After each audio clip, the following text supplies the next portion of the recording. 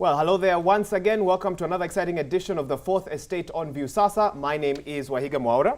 And this is the show where those who cover the news sit down and discuss how the news was covered, unique perspectives on every episode. And today I'm glad to have at my far right, Fred Indimuli, host of the Power Breakfast Show. It's a pleasure to be here. Thank you so much, even though you were here before, but that's a story for another day. Elayne Okaya, a media producer, Mwanalisi Media, welcome to the program as well. Thank you so much. Asante. Fred, let me start with you.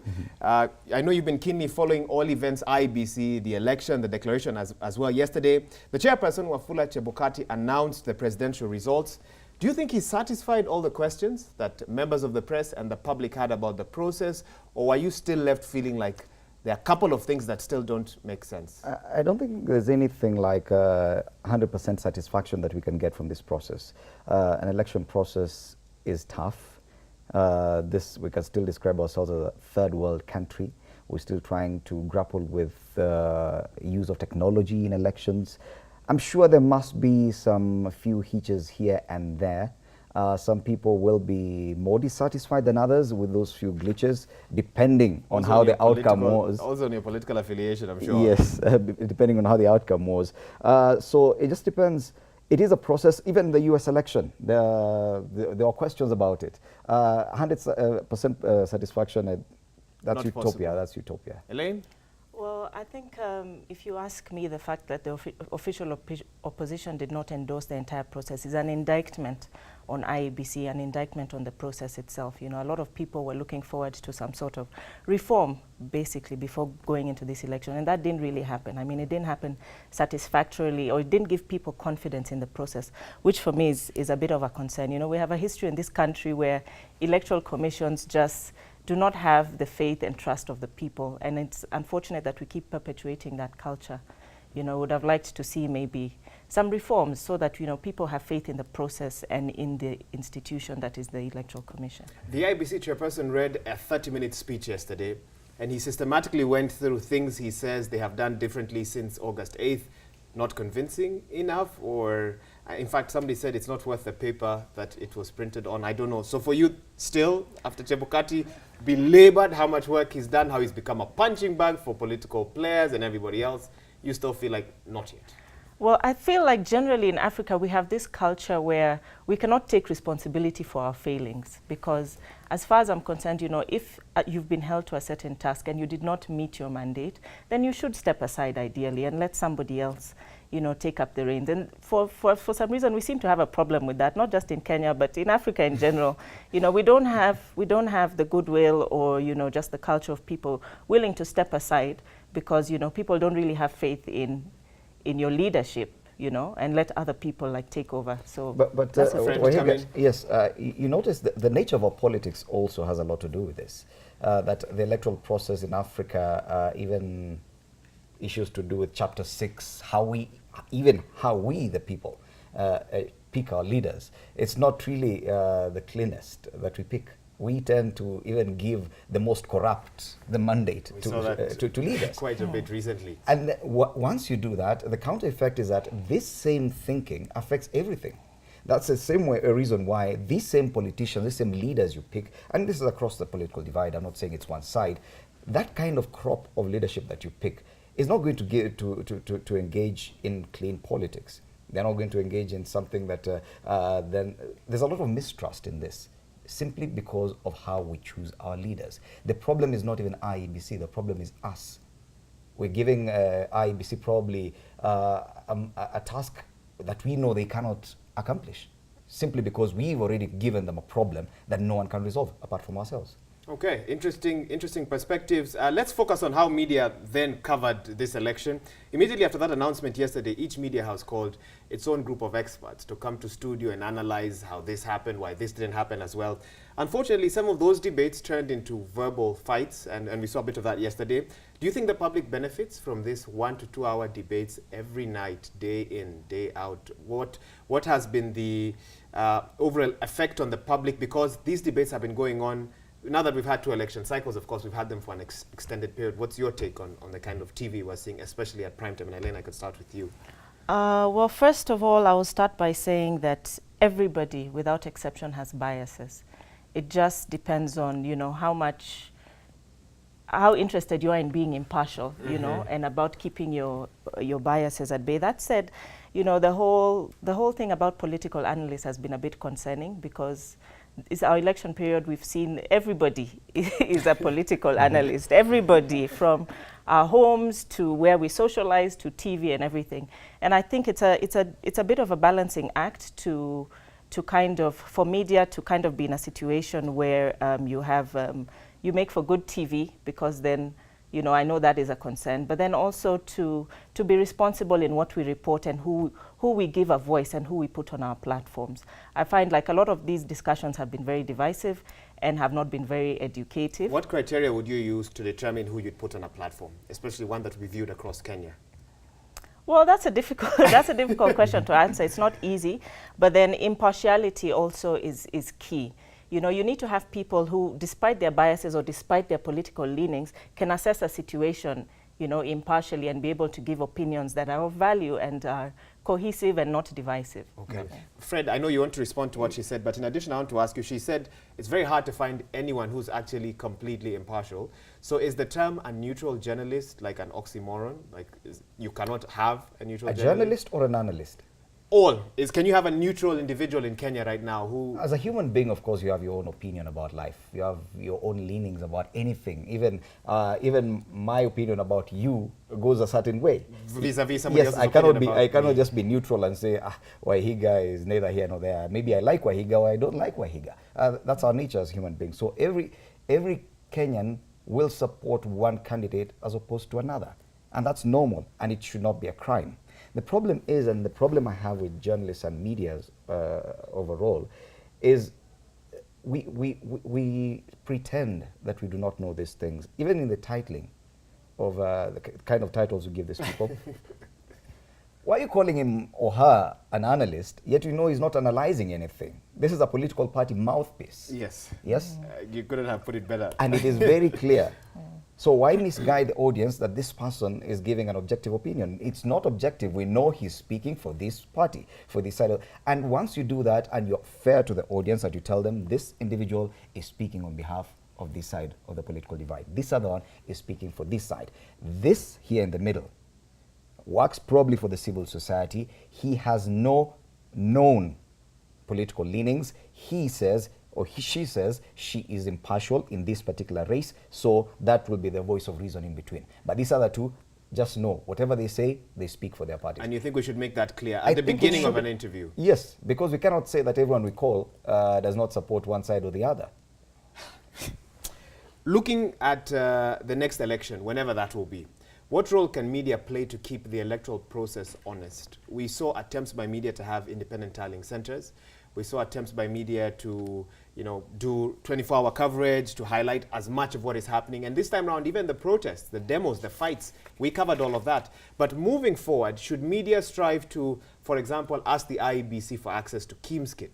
What else can media do to keep Kenya honest? And I'm talking about Kenyan media, Elayne. I don't think media should ask IEBC for access to the Kim's kit. I think they should demand it. Or demand it? Yes, they absolutely should. I mean, it's a standard all over the world. I mean, media get a live feed from as results are coming in. And really, if results are not changing, I don't see an issue with media getting you know, results even from the polling stations or from the constituency tallying centers or the county tallying, whatever it is, you know. I mean, I don't feel like there should be an issue with that, because, you know, media primarily has three responsibilities: to educate, to inform, and also as a checks and balance mechanism. So media is actually playing a role checking this election or the veracity of this election. So to shut them out entirely or to tell them, no, we will give it to you as and when we feel like, for me, I don't feel is very right, especially given the mood in the country at the moment and the culture and the history that our electoral commissions have of just lack of honesty or lack of transparency. It's a key issue. So I mean, giving media access to, you know, electoral results from the source is a very important element of any election. Okay, and you say that media should demand it. Fred, what do you think? I'm not so sure, because I don't know how much access you can be given to IT servers and all this. You're not an IT expert. I know in this particular process that we've just gone through, media was allowed to cover and up until the declaration of results at the polling station stage, and they had access to all the Form 34As. What happens within IEBC servers, and that's the question you're asking, should we be allowed to go deep? That means read-only access, maybe. That means we as media go in with our IT experts to scrutinize, to scrutinize IEBC servers. I do not know if that is where we want to go. Okay, you want to clarify what you meant? I mean, even at the very beginning, I mean, pre-August 8th, Ezra had promised media a live feed, you know, from their servers to get results. Isn't that what was broadcast? I think that was there, because there was an IEBC public portal where all the results are posted. But media did not even have to wait for that portal. Citizen TV, for example, got the results right from the polling station because you have access to that. Yes. The portal by IEBC came much later. That's why Citizen TV already had the numbers way ahead of IEBC. But now the question you're asking is getting access into the KIMS kits and the servers of IEBC. Yeah. I don't know if... In a sense, to monitor not just the voting, but the results transmission process, which is what international observers also say that they focused on this time around. But of course, we're all focusing from an external perspective because none of us actually have access to the system, the software. Again, I guess this is something we could go and talk about, you know, for a very long time. But in addition, now that we're done with the second election, again, we don't know who's going to the Supreme Court. We don't know if there's a third election as well. How do you think media can balance two conflicting interests? One is to heal the nation. And the chairperson, Wafula Chebukati, yesterday asked, why must elections always polarize Kenya? But on the other hand, to continue demanding for truth, that if there are questions that have not been answered, like, for example, I know Professor Gulie spoke about Form 32A, which can be signed at a polling station by a voter and party agents to allow the voter to vote using a manual register. He was supposed to give those numbers. How many Form 32As were signed across the country?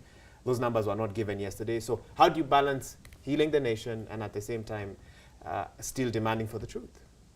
Well, I don't really know if healing the nation is the mandate or responsibility of media, if I'm being very honest. Because, I mean, media has a responsibility to be truthful and to be neutral. But then the whole neutrality element can be a bit problematic because then you don't want to create false equivalences of saying, oh, NASA today have had riots and there have been destruction here, so let's go create a similar narrative with Jubilee. So, you know, neutrality sometimes can be a bit problematic in that respect. But constantly, I think the media has a responsibility to report everything that's happening as it's happening. You know, it's not for the media to decide that, oh, we shouldn't report this or that or the other. I mean, they're not the ones who are actually doing the things. They're simply reporting. And I think media gets a lot of flack for that, you know. In 2007, and just to pick up on that same point, media was accused of fanning the flames of violence by airing divisive statements on both sides of the political divide. So in 2013, media then said, you know what, if we were one of the problems in 2007, let's self-censor. Let's tone down on anything that may cause, you know, a problem across the country and see if we can lead to, you know, a united Kenya. How do you think media then could have handled it differently? Because it is true that we've seen instances where media attempts to, you know, self-censor. Well, as long as the media is telling the truth and reporting events as is happening, I feel that is their mandate and their responsibility. We cannot, you know, we cannot just basically live in this fool's paradise and say this and that is not happening. When it actually is. When it actually is. So, I mean, it's important for media to be able to be truthful, to be honest, and to report things as they are happening, whether they are good or not, whether they are savory or not. Okay. And Fred, on the same note, how do you handle, you know, SMS feedback? You're doing a live show.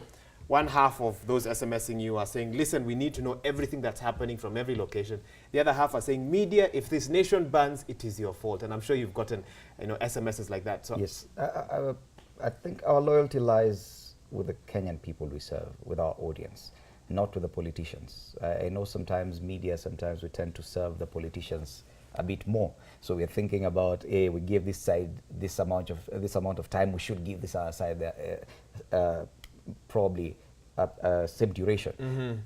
Our loyalty should lie with the audience we serve. Our role cannot be pacification. Our role cannot be just to pacify the situation. Yet sometimes we are left with no choice but to do that, sometimes when things get out of hand. But when we talk about the truth, the first thing you should ask yourself is, of what public interest will they serve? If you know that the end result will be death, simply because you ran this story, whether or not it was true, ask yourself, are you doing the right thing? Okay. Yes. Okay. Hard words there. And in fact, my last question is something that you've actually referenced. During the last couple of months, we've seen journalists accused of being or belonging to different sides. Yule ni wa Jubilee, yule ni wa NASA is a common statement now. When people are sitting in restaurants, homes, watching different journalists doing their thing on TV.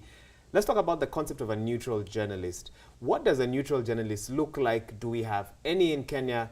And how should they carry out their business? Because it seems that almost everyone is being grouped into one side or the other. And maybe Fred, I can start with you on this one. Yes, it's the same thing I was saying. It's back to the nature of our politics,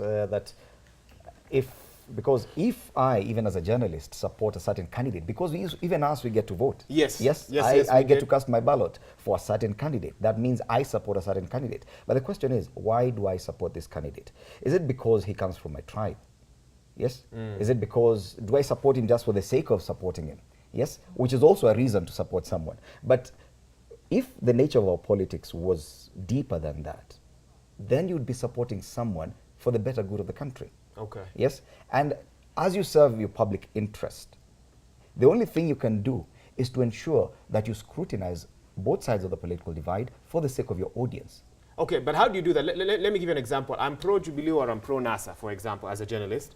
If something bad happens with the party I support, can you really expect me to be very honest, to be thorough about how I investigate what's happening on that side? But don't you think that your role is also to call them out on issues? If at all, let's say you support Jubilee Party, yes, and there's a weakness within that party, wouldn't you be serving the interest of that party if you call them out on it so that they can improve and become a better party? Okay. Easier said than done, some would say. It's like calling out your dad or your mom in your house. You do not have the liberty to be complacent in these things. Yeah, that's the point. You have a lot of authority where you sit. Yeah. You can determine things. You can actually shape opinion. Therefore, even within the party you support, even the candidate you support, you should help them become better. Okay. Yes. Okay. Well, Elayne. It's unfortunate that our current circumstances as a country right now is that, people just have to look at your last name and they will make the assumption of your political leanings. It's unfortunate, but that's just the way it is. But, personally, I've been observing elections since I was 18. So I've been doing this, wow. a long time. For how many years? Because I don't know how old you are. Then you'll know how old I am, that's true. So, I have seen quite a bit, of course, in the course of my duties. And I think one of the things that has helped me is as an observer, regardless of what my political leanings or affiliations are, I can take myself out of that situation, and sort of like assess the entire electoral process or situation in entirety, So then you kind of like learn to kind of put your biases aside, which is the same thing media has the responsibility to do. Every single journalist has the responsibility to do that, regardless of what your political leanings are. And unfortunately, journalists live their lives in the public eye, and unfortunately, that's you will be judged for what you do in your private life, in your public life. So of course, then you have to be very careful about what it is you're putting out there, whether it's your social media platforms or what it is you're discussing in public fora. You have to be very careful, and you have to sort of like exude that sort of aura of neutrality at all times. Okay. Yeah. Finally, the future of Kenyan media, what does it look like to you in one sentence, Fred? Oh, it is very bright. It's promising. Okay. Yes. Oh, that's shorter than one sentence. For you? Well, I think we're growing. I think regionally, I think regionally we're doing quite well. Okay. I can call ourselves, we're definitely at the forefront in terms of media journalism and reporting. Okay. So it can only get better. May we do well globally. Indeed. That's how we wrap up this Indeed. broadcast. A very intriguing debate. Thank you so much for watching the Fourth Estate on View Sasa. My name is Waihiga Mwaura. Fred, Elayne, asante sana. We keep striving to ask the tough questions, no matter which side we might, have secretly support. And that's how we wrap up this program for today. Catch another exciting edition tomorrow on View Sasa. We'll see you again tomorrow.